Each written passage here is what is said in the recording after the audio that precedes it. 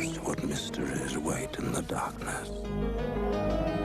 Who knows what adventure hides under cover of night? Who knows what power lies beneath the mind? Who knows what terrors prowl in the underworld? I do what I do to fight the evil inside me. But a part of it is still there, waiting. Who knows what evil lurks in the hearts of men? I know.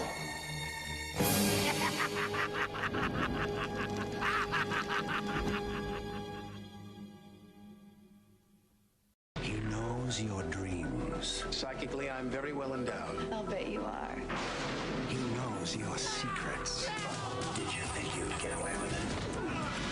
I hate this guy. And on July 1st, he's here. Who knows what evil lurks in the hearts of men? Hey, that's catchy.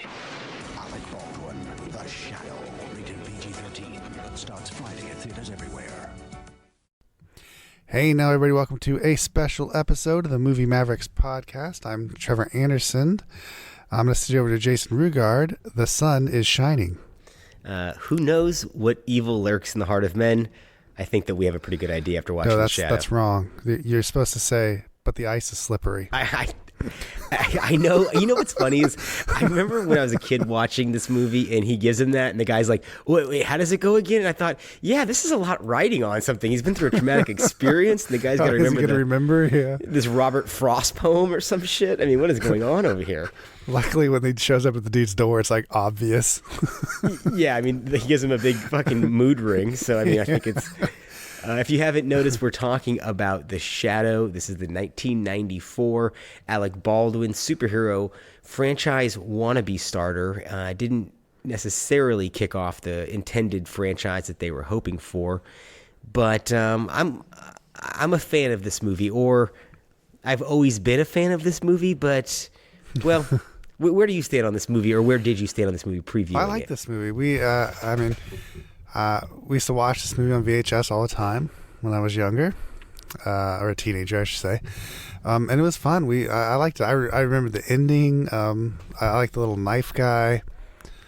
And I just thought it was fun. It's a cheap little Batman kind of knockoff. But it's interesting at least. It starts off pretty good with the whole weird, I don't know, Asian like desert type thing that he's in. He's almost like he's like a Genghis Khan almost. He's basically he is a Khan. It's weird. Yeah, right. I know, but he's basically like a warlord. And so he's like a bad guy, gets turned good or whatever. I don't know. It's a weird movie, but it's a lot of fun. Reminds me of like Dick Tracy and Batman. Like I say, it fits in with all those kind of older superheroes. Yeah, that late 80s, early 90s rush to capitalize on the success of Batman. And here, and the Phantom, any of that pulp stuff that they were trying to do as well. Yeah, and this premiered... Rocketeer.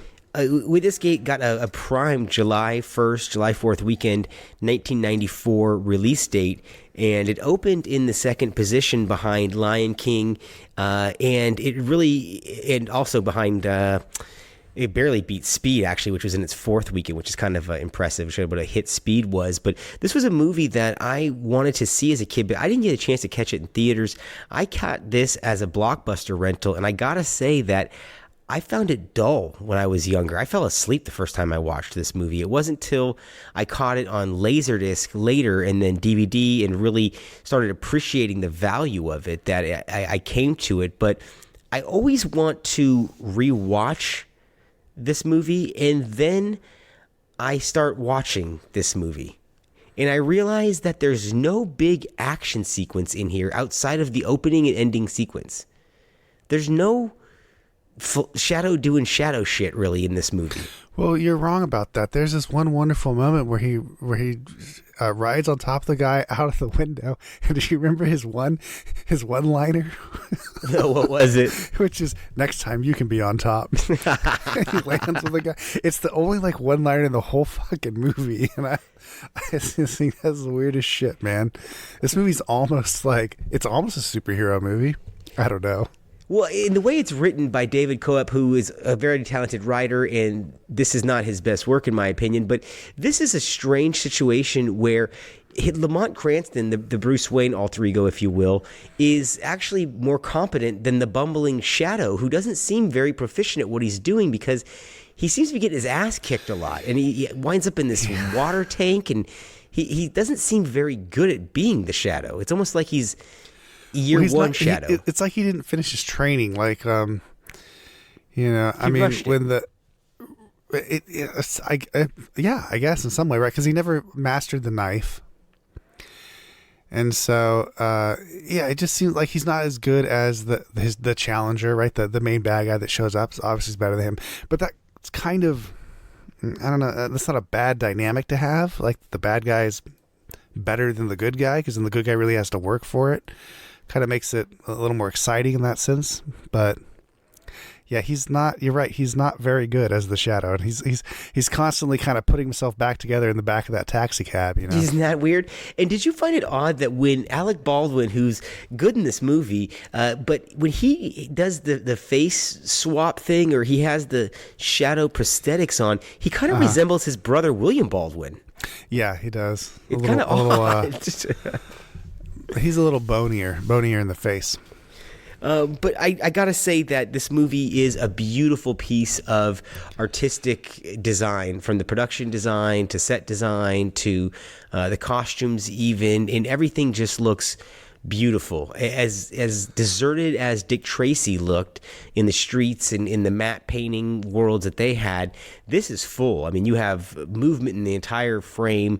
It's bustling with people. I think it's a hell of an achievement in a really sparse down visual style from director Russell Mulcahy, who did the Highlander movies, and most famously Highlander 2, one of our favorite guys for his commentary on that film. But I think that it's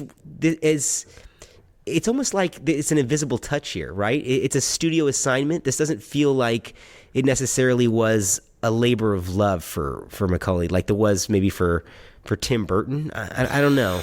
I don't know.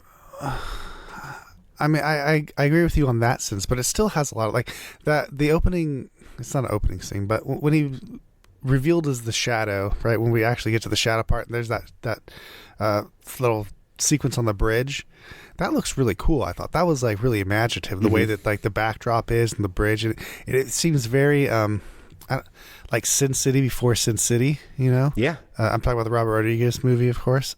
It's very like fake, very, like I say, Dick Tracy looking, very pulpy, very fake, but it's a great atmosphere. Stylized. Yeah, so I don't know. I've always loved the colors and the look of this movie, but you're right. It's very slow in the middle. The the Penelope Ann Miller stuff and the Alec Baldwin stuff is weird to me. Like she's just weird in general. It's not that I don't like her, but she is weird, man. She's a weird person. She's like Sean Young. She has that vibe to me. But she's like mousy weird. Like she's just she's an odd person. You know, I think so. I don't really understand that, but then again, I like the idea that like she could read like his mind and he couldn't like, get into hers and stuff. And this cast is fantastic in this. I mean, Alec Baldwin. I mentioned Penelope Ann Miller, but you had Peter Boyle as the taxi driver. And Ian McKellen is Penelope Ann Miller's father, the doctor. Tim Curry is playing this mad scientist. Jonathan Winters is in this. It's been so long since I've seen Jonathan Winters. I mean, John Lone is the villain. John Lone is the Genghis Khan guy. Yeah, I mean, it's almost like every scene there's another person popping up, and that's kind of the fun James of the picture. Hong is in this. Yep, he is at the very beginning there. It's got a hell of a casting. Director, I love Peter Boyle as his Alfred, if you will, the guy driving him around in that taxi cab, and the way that they communicate with the tubes through the city. That kind of stuff. I love that kind of stuff. That was cool. Yeah, that's a nice touch. But I just wonder how that's a lot of work. Like, who set up all those tubes just to do that? Man, phone call. You already have telephones. I didn't even think about thought that. That was so weird, And I'm surprised it wasn't like a pigeon or a carrier bird of some sort. Yeah, they do. They have telephones in this, right? I'm not crazy. No, they do. Yeah, you're right. They use them a couple times. But in this movie, I do like that. Well, first of all, what I don't think is successful is I don't think that the relationship between Penelope Ann Miller and Alec Baldwin works. I think what is more successful, I don't think that their rapid fire, witty kind of double entendre stuff that they're doing, nope, it does not work. Do you know who it works with, though? Is when Baldwin and John Lone have that one sequence where they're talking and then he asks him who did his suit. So you wanted them to fall in love. I just think that they were better suited with the rapid fire and the mixing the irony and the wit and the John comedy. Lone is way more seductive than Penelope Ann Miller. Like, he's like, come to the dark side, And at one point you're like, hell yeah, this dude's like suave, man. This dude's slick. I love him in this movie as the villain. I mean, he's fantastic in this. He's probably the strongest character he makes a hell of an impression in the movie, and he's really not out. He wants him to join him. It's not like he's truly out to crush the Shadow. He just wants to go on this rampage, and he wants his old buddy to join him, and he can't believe that he would not be interested in this opportunity. I mean, when he arrives at the museum, all of that works splendidly. But right after that, this movie just hits a dull spot for almost 45 minutes. That does nothing. And then, like I said, we're kind of cheated out of a big action sequence in the middle, or definitely in the middle. Instead, they do the whole like, we're building a bomb thing. Yeah, why? Why are we building the atomic bomb? They do like detective work. It's weird. I don't know what the hell they're doing. Building some weird shit. It is basically an atomic bomb, but it is weird, man. And this Shadow guy predates Superman and Batman, so you could see why producers would rush to get him on the screen and try to capitalize on some of that success. But let me ask you here in terms of ranking. I need you to rank for me from best to worst, and this is obviously very subjective. It's not...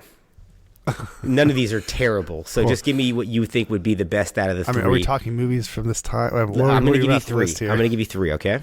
All right. All right, so obviously The Shadow, The Rocketeer, and The Phantom. Mm-hmm. Ooh. That's pretty hard, but I'm going to go... I think this is going to be unpopular, but I'm going to go Rocketeer. I think this is going to be unpopular. I'm going to go The Shadow, and then I'm going to go The Phantom. Okay, I go Rocketeer, The Phantom, The Shadow. Yeah, I think that's going to be the most popular one. That's what I want to do, but I've seen The Shadow the most out of probably all three of those. Like I said, we had it on VHS. I watched it a lot. I just had it on the background. It's a fun movie. I don't know. Plays perfectly in the background, especially the music. It's great to look at for a few minutes here and there. It just, the Phantom, I don't know. I didn't get into the Phantom. Not that I got into this movie. The Rocketeer's fucking great. Great, so good. So I mean, it's not even a fair bet here. So, but it's really the duke out is between this and the Phantom. So yeah, I don't know. I agree, and I think I give the edge just to the Phantom. Only not that I like it more in terms. I like Alec Baldwin more than I like Billy Zane in the Phantom, and I like the time period and how they portray it more in the Shadow. But there's just more action in the Phantom. There's more Phantom doing Phantom shit. Yeah. Let me ask you this. Do you think, based on this movie, that Alec Baldwin would have made a good or bad Bruce Wayne? I don't think he would make a good Batman. I agree with you.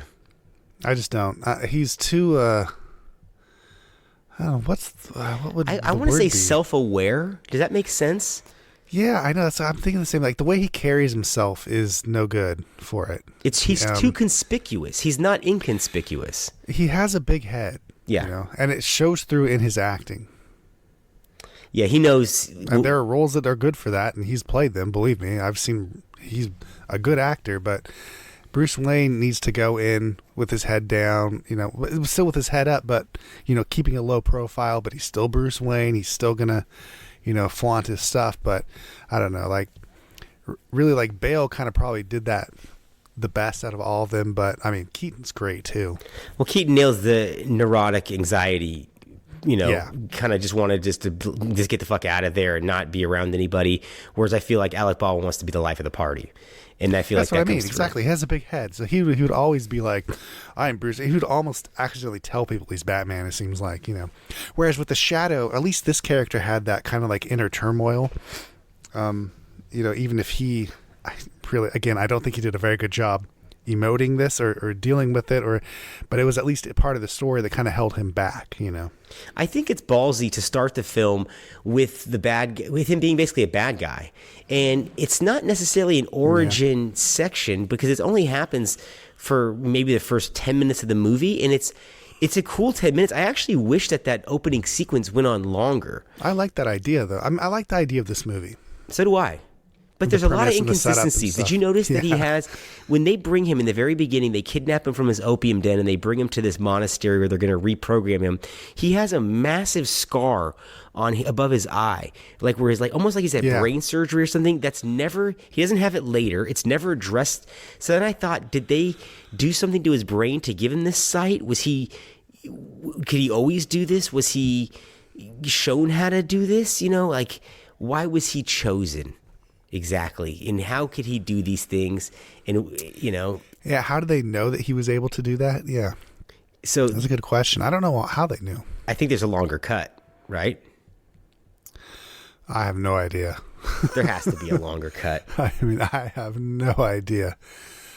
But I'd be interested in seeing a longer cut. If there's one out there, release the Mulcahy cut. What the hell's can we get one? Mulcahy? Can we get a double disc of the Schumacher Batman Forever cut, and then Russell Mulcahy's director's cut of this? Speaking of directors, this is off topic, but did you know that there is a 3-hour cut of Needful Things? Did you know that? No, but that's not surprising. Apparently it was a TBS cut or a TNT cut. Yeah. Yeah, I mean, who needs another hour on that movie? That's for sure. I don't, but that's a great book. For anyone who's wondering, you haven't read that Stephen King book, that's a great Stephen King book. It is a good book. He nails small town people pretty well in that book, and small town life. It's just a great book. Everything's interesting in it, even as the guy's kind of discovering this dude's the devil and shit, and all these magical weird things are happening. It's just it's a fun book.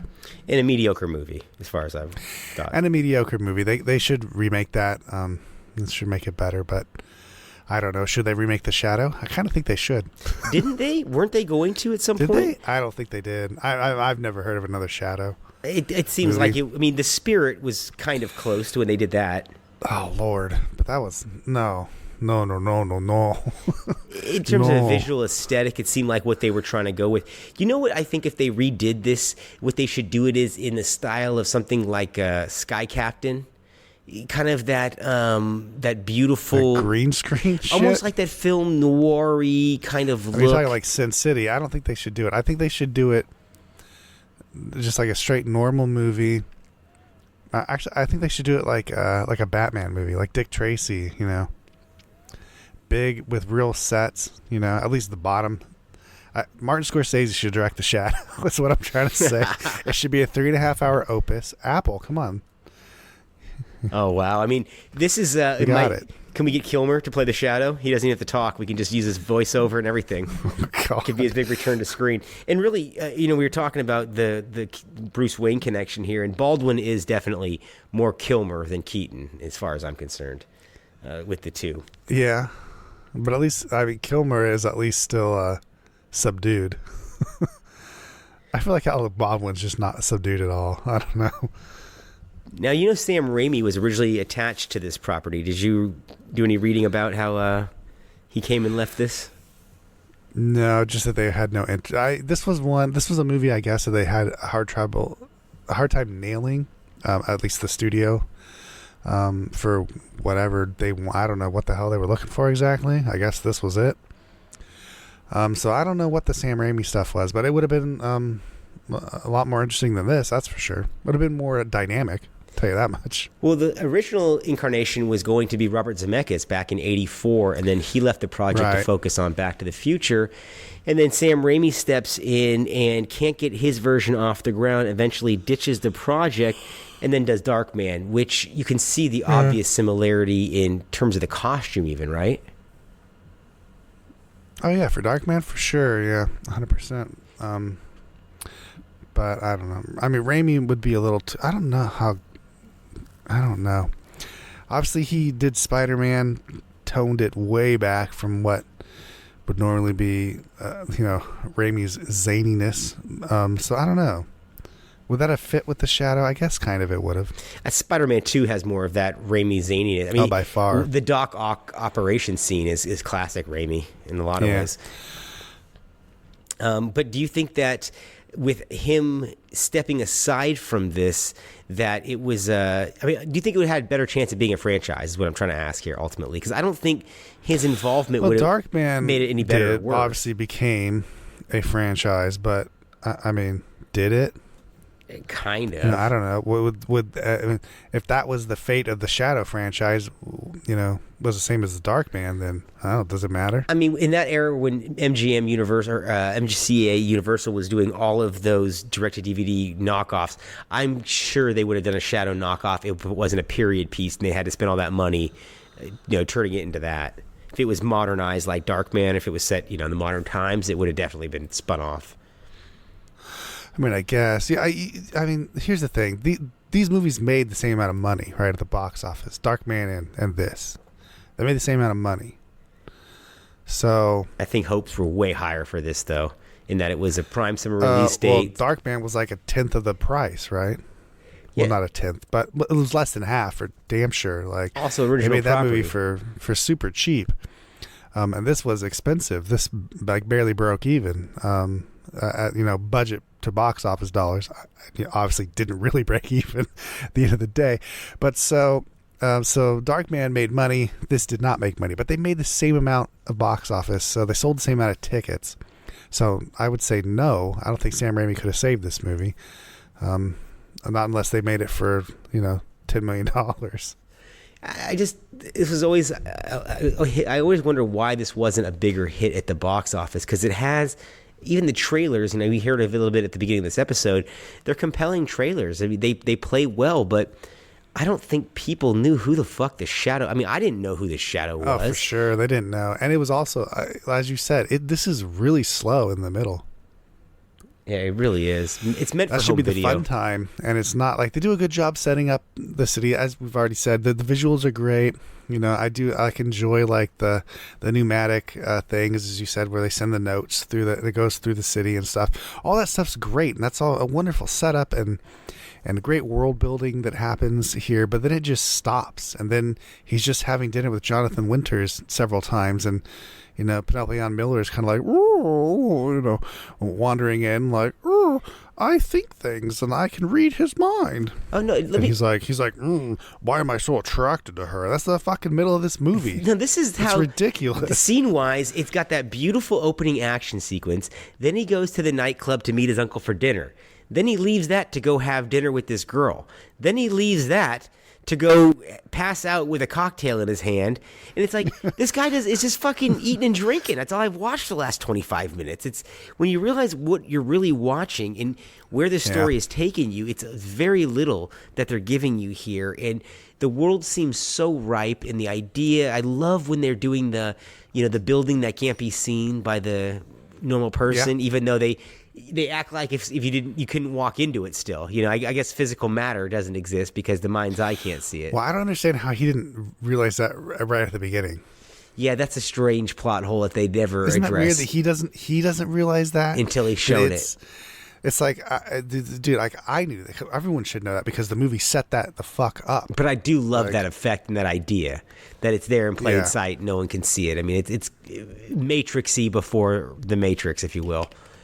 And right, well, nothing wrong on any of the technical elements, and really nothing wrong with the movie. Just for me, a bit of a letdown to go back and watch this, particularly because I had the action figures when I was a kid. I remember when these things came out. These were like cheap action figures. I got these as a gift for some fucking reason. I don't remember how or why, but I ended up with like the Shadow who draws. Remember the guy who you don't need to know. The Shadow knows. All right. I wonder if they're still around somewhere. Also, there was supposed to be a Super Nintendo game. I was going to say the Super Nintendo game. It never happened. I don't it was done. I think you can probably get it. There were toys for this also that had nothing to do with the movies. There was like Shadow Ninja for some reason. There was like a ninja. I kind of remember that. Do you recall that? He had like a car that he was chasing people in and shit. Yeah. This was playing on after school cartoons, obviously. Is how I recall this. They were just trying to make money, honestly. This is just Hollywood loves trends, right? That's why this movie exists. That's why a lot of movies exist. This is the superhero era before post Batman, pre Spider-Man. Yeah, whatever they can make. Yeah. I mean, that was a weird era. They were throwing everything against the wall. Not as successful. I mean, where does Blank Man rank on your list of superhero movies? Right around, I don't know. Blank Man. It's been forever. And I have to watch that now. I haven't seen that in years either. I know. I'm going to have to watch that now. I was thinking of like Orgasmo. Oh, yeah. Same kind of idea. But I mean, even so, it's just another superhero thing that they threw against the wall before. I mean, when did it burn out? I'd say 97 with Batman and Robin, I think was kind of the feeling of when it ended. Yeah, because then you had The Matrix, and that was definitely it for that. Right. Yeah, because I mean, that was when things were getting canceled. Like the Superman Lives with Nicolas Cage was, I think, 98 was getting canceled.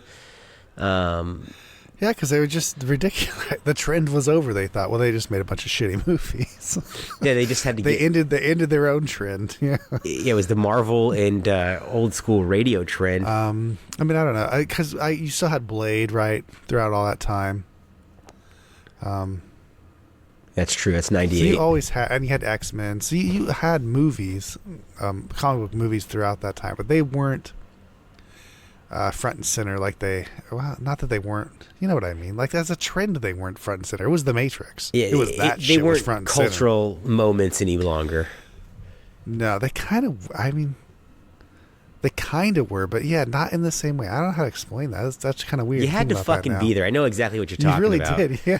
I know. It's like trying to explain what Batmania was to somebody who didn't live through the summer of '89 and see that Bat logo on everything, including cereal. Yeah, and but hats. it wasn't like that at all, you know. But I mean, that's kind of, I guess, what we're trying to say here is that that was like, holy shit, man. Nothing even came that close score to hitting and that Batman thing. Oh my god. I think maybe the closest thing after that was Dick Tracy. Maybe. I don't even think so. I mean, nah. Yeah, it's probably Batman Returns was the next closest thing, to be honest. I mean, not unless you're talking about like just straight, like Teenage Mutant Ninja Turtles or like He-Man or something would be what I would think, if we're talking like a certain age groups and stuff, would be as big as Batman. But even then, like, I don't know, man. That Batman shit was big, even for me, like, personally, you know. Oh, like, yeah. I mean, I remember the commercials, just thinking, fuck yeah. And like the Batwing was badass, and the Batmobiles, everything was just unbelievable. And just to bring it back to the Shadow had none of that. Nothing marketable. He just had the Shadow nose, which is something we used to say at my house all the time because it's fucking stupid. Who knows? He had the Shadow that nose. Bizarre cackle as well, which makes him sound like the Joker, if anything. I don't know. Yeah, I didn't like his. You mentioned the prosthetics and stuff. Like he wears like this handkerchief thing over him. He looks like, it looks like Curly from City Slickers or something. It's weird. It's like a bandit type look, like a bank robber almost. Yeah, like a bandolero. He looks like a cowboy. It's weird. Not a favorite of that, and also when his face gets elongated like that, and they put on those prosthetics, he vaguely looks like a Dick Tracy villain. I know, that's why I keep saying the Dick Tracy thing, but doesn't that, now that you say that, and now that we've talked about it a little bit, doesn't that feel very Raimi-esque? Yeah. People. I mean, the jaw elongating on Bruce Campbell. Were you talking about the extension of this? Army of right. Darkness, yeah. Think about that. Yeah. Yeah, people's face doing weird things and losing their facial features and becoming like a acidy, LSD type version of themselves. It does feel like Sam Raimi now that you say that. And Raimi was involved in a lot of these Universal projects at that time, either behind the scene. I mean, like those Van Damme movies we talked about. We talked about him being executive producer on Time Cop. Yeah. It's very weird. And he was doing a lot of things with Hercules over there, that he was just so involved at Universal, but his output through Universal was not great. He didn't have that many movies he released through them, unless I'm totally goofing on this, but I can't think of anything outside of Darkman. What else did he release through Universal in that period? Spider-Man's Columbia. What am I thinking of? For Love of the Game was Universal. That's 99. Yeah, was The Gifts Universal? I thought that was Paramount. A Simple Plan was Paramount. Yeah, no, this is Paramount. Yeah, so I don't know what his output really was in that time period with him. It's strange how he got wrapped up in this. But overall, I'm a little down on the Shadow. Actually, having looked at this, I think that if I had left this on the shelf and I didn't pull this off and revisit this one, I think my memories of it might be a little fonder than it is now. How did you rewatch it this time? Did you get it off the shelf? What'd you do? No, I don't own this. I just watched it on YouTube. Oh. So I saw, the high def version of it, which it looked really nice. I have the Blu-ray, the Shout Factory Blu-ray. Oh, nice. It looks beautiful. It's got a nice presentation on the packaging. You can flip the cover to do this poster or that poster. But the special features are a little skimpy. I got to say, I mean, the behind-the-scenes making of is about a 20-minute documentary. I thought it would be a little bit more substantial. I mean, I bought it a couple years back, and I've been waiting for an opportunity to pull it out. This presented itself, and having done so, not only was I fairly disappointed at the movie, the fucking special features I thought were going to be a little bit better, too. Wow. And what's interesting is in the special features, everybody is praising the script. And I thought this might have been the weakest point of the fucking movie is the script. I mean, I disagree with that. I think the premise, the setup, who the character is and all that, I think the script is fine to a point. It's that middle part. Someone needed to say, hey, this isn't done, is what needed to happen. I like the bad guy. I like a lot of the dialogue. I don't mind the bomb stuff, but it needs to be condensed, and there needs to be other things happening. Like, he needs to be doing more action when he tracks this stuff down, fighting more people, I don't know, something other than worrying about dating Penelope Ann Miller, and she needs to be recast. 100%, she needs to be recast. And I would probably be a lot happier with this movie. I'd be fine with that, because I like the premise. Like, I like the setup. I don't mind the ending, but like you say, we need something. We need some meat in the middle. It's too talky for a picture like this, and I know that Batman doesn't exactly fly by the first Batman, but he is punctuated by doing shit, and there is a midpoint confrontation by him and the Joker at the art museum in Batman, whereas in this film it's like this jokey, can I get a bourbon? I'll pay you for that. How does this guy know what bourbon is? How does he know what currency is? It's just, there's so much shit that doesn't make sense in it. Yeah. He's learned. But at this, and there's moments here where you're wondering, are we supposed to take this serious? Because they almost have like a horror element in a couple points, and then it's comedic. Mm-hmm. It's just totally all over the fucking place, where if we're talking about Burton's movie, that felt so confident in comparison. Yeah. They needed a strong producer here to say, get somebody fighting here. They need like a Joel Silver, like, hey, there's too much time's gone by. Get someone to kick ass for a few minutes. They had an overpowered villain, right? Who knew who and where he was, and was just fucking with him. And the Shadow, even in his shadow form, was no match for him. Was unable to take out the Tim Curry fucking guy. I know. When he was trapped in the water thing. Fuck. I mean, so they really kind of, I don't know, they didn't really set him up to have a very interesting film, as far as that character goes. I don't know. Everything else I felt was pretty strong. Like I said, recast Penelope Ann Miller. The bad guy is great. But why is the Shadow so weak? I need more doesn't have Jonathan to be Winters that as weak. well. Can we beef I would up love his to role? have some more Jonathan Winters in this. I miss Jonathan Winters. I had no idea how much, but yes, I want more Jonathan Winters in all movies from the 90s. He should be in everything. Why wasn't he? Also, love the cheesy effect, easy lighting effect of Alec Baldwin, leaning back into that shadowed light where his eyes start, gets that beautiful eye light. The glow. Yeah. Or whatever. Yes, and then he can I start love reading it. minds. You're like, stop It's like, dude, it's like he's a vampire. I swear to God. Oh, you're right. It kind of does have a vampire. It's just like he's a vampire. Especially because he's a creature of the night. His uncle doesn't know where he goes for long periods.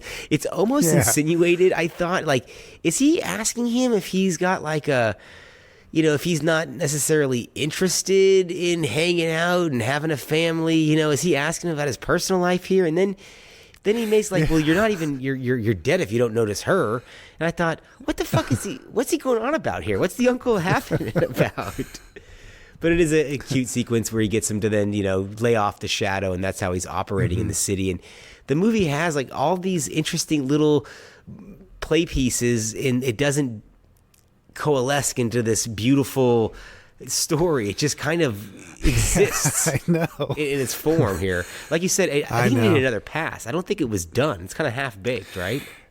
Yeah, that's the way I feel about it. It is a good script. I think it's a good script, but it's not finished. I don't feel like it's done. Like that needed someone to come in and just punch it the fuck up.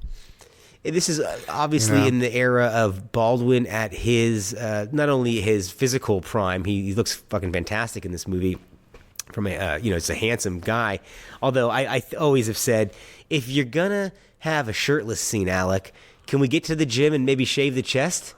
I mean, my God, you can't tell if he's taking off a sweater or not. That's not how it was back then. Oh, he's definitely a period-friendly guy then. He's drinking milk, eating steaks, and not shaving any body hair. But, Yep. But he's great looking in this, and the movie is fun to look at. It's just what could this have been is interesting. Because I think that with a stronger producer behind it, instead of Martin Bergman, who is known for Scarface, and the only reason Penelope Ann Miller is in this is because he had cast her in Carlito's Way, and he had just worked with her, so fucking throw her into this.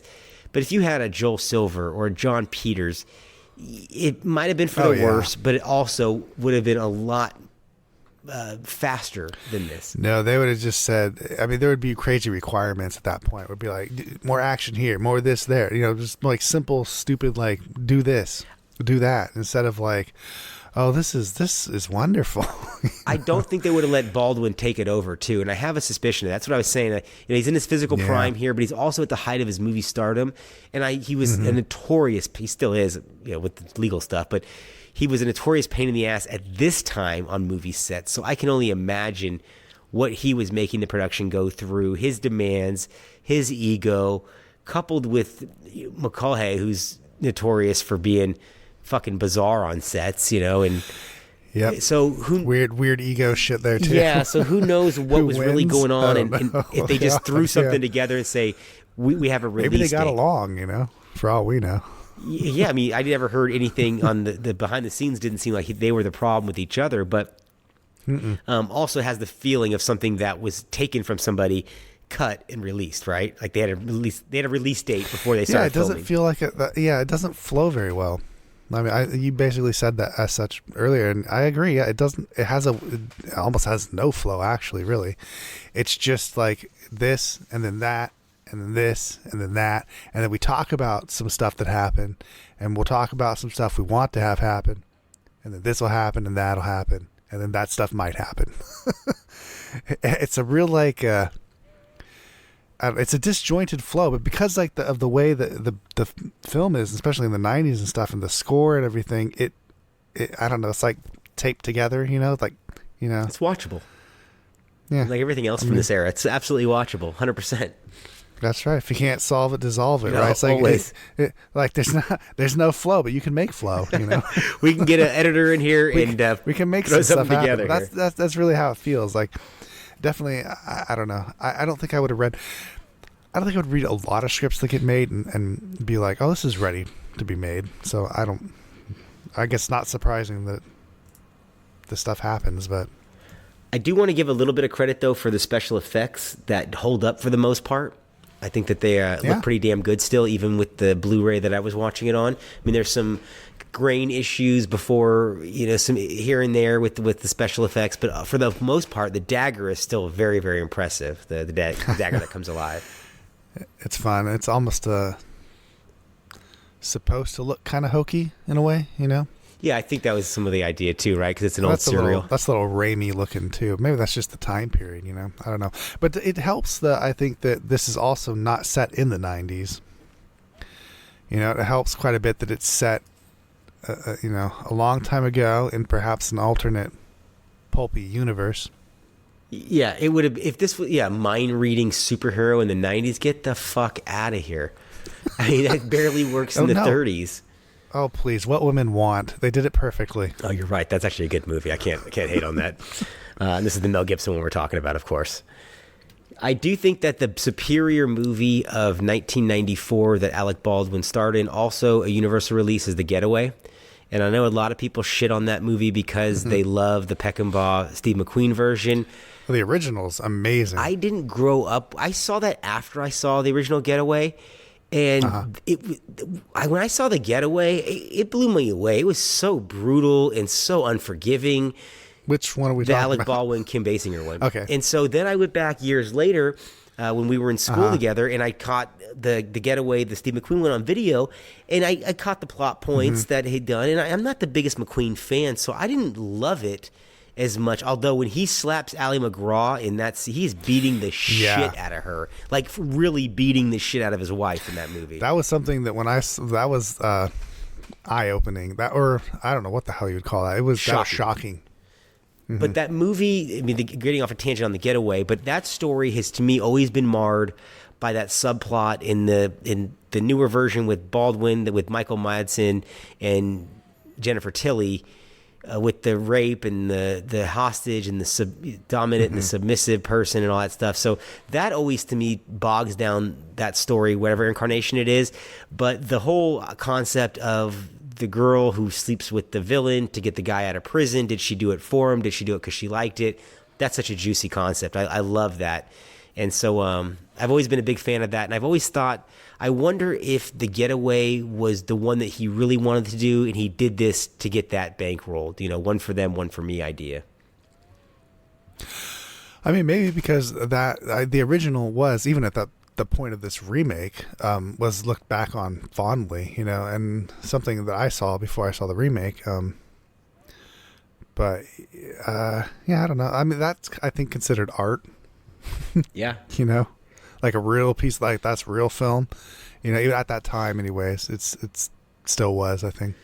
And I don't know what it's considered today, but Baldwin was married to Basinger at this time. I think she would have been fantastic. I would rather have her in this movie. Yep, but it would have been. Just gonna say that too. It would have been too on the nose with the Batman comparison. I know it would have been. I mean, I almost said that earlier, but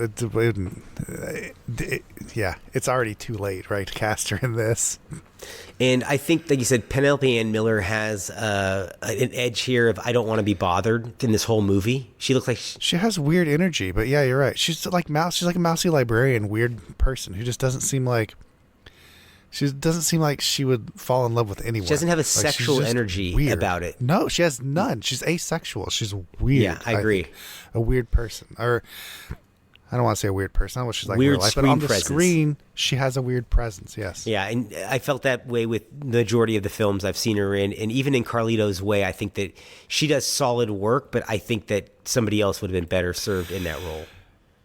Yeah, she's not. I mean, she's been in a ton of stuff. She's not a bad actress, but it's weird to have her in like the babe role of who would be what, like Madonna or like I usually say Basinger. Yeah, Sharon it's weird Stone. to have her in that role. I just think it is.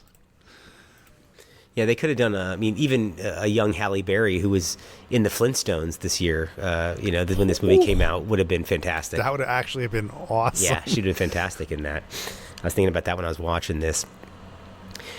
I'm glad we went back and looked at this because, like I said, I needed a reason to justify that Blu-ray purchase that I made a couple years ago. So thank you for indulging me on this one. But it sounds like you actually enjoyed this one more than I did, and I suggested looking at this. Yeah, so there you go. Take that. There you go for that, right? And this continues our march through the films of 1994 as we are sitting here in 2024, the new year, and recording this. So that's going to be our retrospectives for the year. We're going to be looking at a slew of films from 30 years ago. Hard to believe that this was 30 years ago. It just doesn't make sense. It doesn't make sense. I mean, some of these titles, Pulp Fiction, Forrest Gump, Speed, these aren't movies that are 30 years old. What are you talking about? I have these on VHS. They're not that old. I mean, they feel, when you wade into the 90s, it feels old, though. Like, it's been way too long, my friend, since I have seen you all. You know? Yeah, these are all like ghosts that I enjoy. I don't know what's happened in the middle. I don't know where I've been. I feel like I've been in a coma almost. Because I can't say I have made many more film friends since the 90s, but yeah, it's great to go back. I think I forgot how artistic, even technical stuff used to be.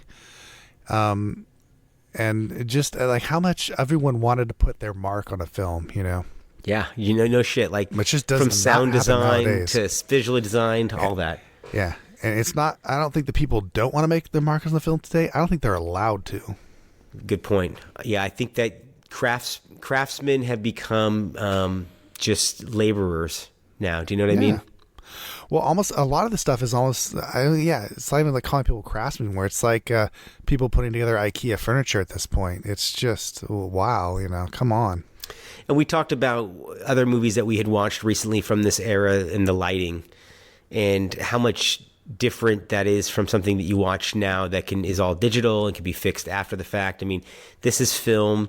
Yes, there was some sort of correcting they could do, but this is Stephen Burnham here, the DP, is just beautifully shot this movie, and everybody looks fantastic. I mean, like we were joking about the highlights they give Baldwin, but just even the rim light they give his hair. His hair is lit fantastically in that nightclub sequence. I mean, it is fucking beautiful to see the craftsmanship from the lighting design in all the categories here, in all the technical categories. And I guess that's what I miss. I saw something recently, an action film that's in theaters now, and it's so dull in comparison to this in terms of visual dynamics. It's much more violent and busy, but visually it's just dull. Yeah, everything's very sharp nowadays. It looks great in that respect, and I love it, but you're right, it's dull. It just looks like it looks like a facsimile of real life now. And I'm like, no, you can't, I'm so sick of these people who are like, 24 frames per second is, you got to have the film magic. Turn off the smooth compensation, smooth shit or whatever. And then you look at the movies they watch, and you're like, bro, really? Like, this looks like fucking the most amazing handy cam shot this fucking film. That's what it looks like. Digital is wonderful. It really is. It's fucking great. It can be perfect. So why don't you make it a little imperfect, I find that films of this era guided my eye and showed me where my attention was supposed to be on the screen. For sure. And now I don't know where I'm supposed to be looking half the time. Yeah, the staging is terrible nowadays. Framing, blocking, can be the whole thing. Interesting. Well, and they can fix so many things after the fact. Well, everything's shot like TV now. Or rather, I should say there's like a medium that's been found between TV and film, and everything's shot the same now. 100% correct on that. Yeah. And I don't like it. No, and things from this era, not to get, not to sound like the two guys in the Muppets that are on the cranky fucks that are screaming here. Well, too bad we are. Yeah, we were getting there. But, there was reason behind shots. I feel like there was a purpose of, this is the information we're trying to convey in this shot. It wasn't just because we're trying to get the footage and cover it, and we'll figure it out later in the editing, which is what I think 90% of happens now. Oh, that's definitely what happens now. Yeah. That's going to end our rant, I think, on fucking modern films versus fucking 90 films. Yeah. Here's a movie we don't particularly like, but it's much better than anything modern. I mean, I can't say anything modern, but a lot of the shit that I'm seeing, because just of the care and the level of thought put into it. I say anything, I just mean like, anything major motion picture. Yeah, anything I've seen on Netflix as of late. That's for sure. The majority of it. 10% of stuff's really great still, so can't hate it all. It is always fun, though, looking back on this, and we will, like I said, continue to look back on films from the year 1994. Speaking for Trevor Anderson, I am Jason Rugart, and we are the Movie Mavericks.